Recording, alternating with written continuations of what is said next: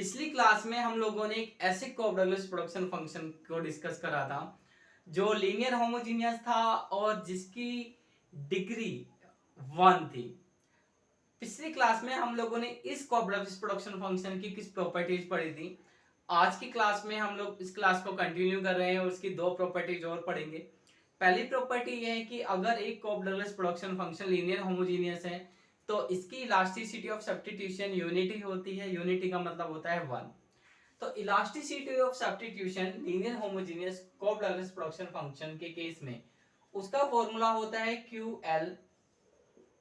के and Q L के and Q. ठीक है, ये फॉर्मूला है और ये साइन है इलास्टिसिटी ऑफ सब्स्टिट्यूशन का, जिसको हम लोग स्मॉल सिग्मा कहते हैं। एक और बात, इस फॉर्मूले को दो और तरीके से लिखा जा सकता है। पहला तरीका तो ये है, आपको पता है ये क्या है, ये है आपका मार्जिनल प्रोडक्ट ऑफ लेबर, क्योंकि मार्जिनल प्रोडक्ट ऑफ लेबर को ऐसे भी लिख सकते हैं। और ये है आपका मार्जिनल प्रोडक्ट ऑफ कैपिटल, और नीचे ये है आपका marginal product of labour capital, ये आपका है आप क्यू, ये दिया हुआ है, ये क्यू ही है। इस फॉर्मूले को एक तरह से और लिख सकते हैं, क्योंकि इसको हम ऐसे भी लिखते हैं डी क्यू डी एल, और इसको लिखते हैं डी क्यू और डी के। इसको लिखेंगे D square L and D L D के, और एक क्यू ऐसे ही रहेगा। मैंने आपको इस फॉर्मूले की तीनों फॉर्म इसलिए बताई है कि अगर आप बुक देखो तो किसी बुक में ये फॉर्मूला हो सकता है, किसी बुक में ये फॉर्मूला हो सकता है, किसी बुक में ये फॉर्मूला हो सकता है। आप बिल्कुल भी कंफ्यूज मत होना। इसको थोड़ा साफ से लिख देता हूँ, यहाँ जगह नहीं है इस वाले फॉर्मूले के लिए। मैं यहाँ पे एक बार दोबारा साफ करके लिख देता हूँ और आप इसे नोट कर लेना, क्योंकि मेरे को फिर हैंड टू हैंड रफ भी करना है।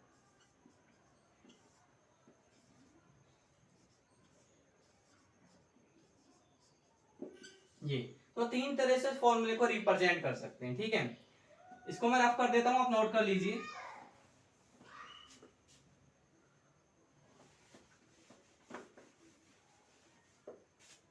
अब देखिए समझिए, ये है मार्जिनल प्रोडक्टिविटी ऑफ लेबर, हम कैलकुलेट कर चुके हैं। मार्जिनल प्रोडक्टिविटी ऑफ कैपिटल ये भी कैलकुलेट कर चुके हैं पिछली क्लास में। क्यू ऑलरेडी हमारे पास दिया हुआ है। अब हमारा जो काम है, हमें ये कैलकुलेट करना है, तभी इलास्टिसिटी ऑफ सब्स्टिट्यूशन निकल पाएगी। अब ये कैसे निकलेगी समझ लो। तो क्योंकि आपके पास QL है, QL मतलब मार्जिनल प्रोडक्टिविटी ऑफ लेबर, इसको ऐसे भी लिख सकते हैं। ठीक है, ये आपके पास ऑलरेडी है। और ये था हमारे पास, आप अपना रजिस्टर खोल के देख लो, पिछली क्लास में मैंने कराया था। जो मार्जिनल प्रोडक्टिविटी ऑफ लेबर है वो ये थी। ठीक है, ये अगर इसका डिफरेंशिएशन दोबारा करें हमें करें क्या, हमें इसका डिफरेंशिएशन दोबारा करना ही पड़ेगा। इसका डिफरेंशिएशन अगर हम दोबारा करेंगे तो क्या होगा समझ लो। आप लिख लेना पहले, यहाँ पे इस इक्वेशन 1 नाम दे देना, यहाँ पे लिख लेना वी हैव। ठीक है, और इसको लिख लो, ये ऑलरेडी आपके पास है, पिछली क्लास में मैंने बताया था। तो आप क्या करेंगे, अब हम इसका डिफरेंशिएशन करेंगे के रेस्पेक्ट में।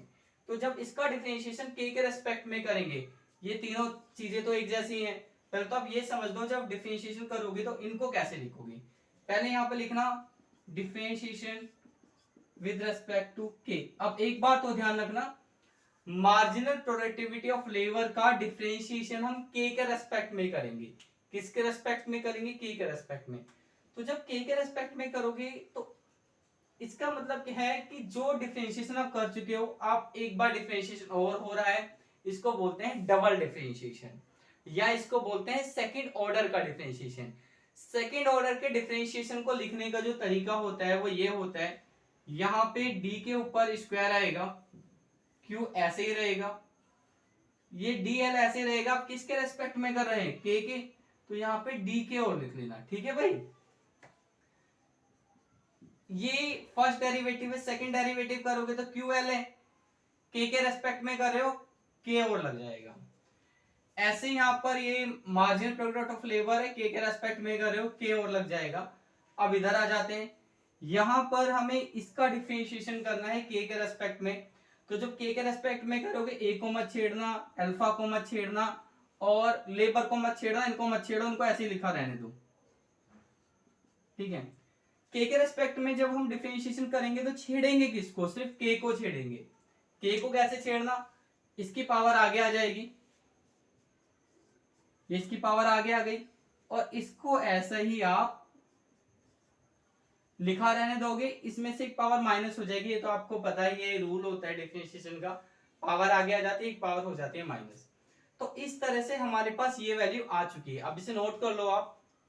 अब देखिए क्या करेंगे, ये क्या है, ये है मार्जिनल प्रोडक्टिविटी ऑफ लेबर। पिछली क्लास में मैंने आपको बताई थी कैसे होगी, रजिस्टर खोल लो और वहां से देख लो। तो इसकी वैल्यू जो थी, इसकी वैल्यू थी ये ए अल्फा, लेबर की पावर अल्फा माइनस 1, कैपिटल की पावर 1 माइनस अल्फा।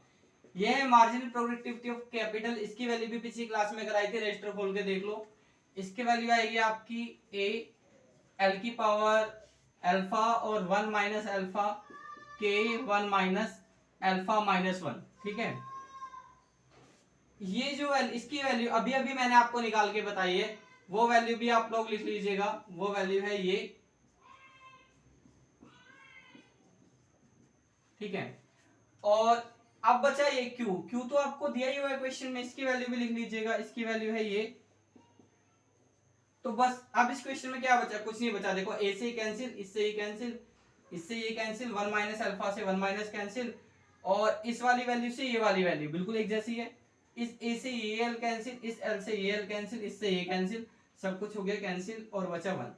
तो हम लोगों ने प्रूव कर दिया है कि एक लीनियर होमोजेनियस प्रोडक्शन फंक्शन जिसकी डिग्री 1 है, वहां पर इलास्टिसिटी ऑफ सब्स्टिट्यूशन की जो वैल्यू होती है दैट इज यूनिटी।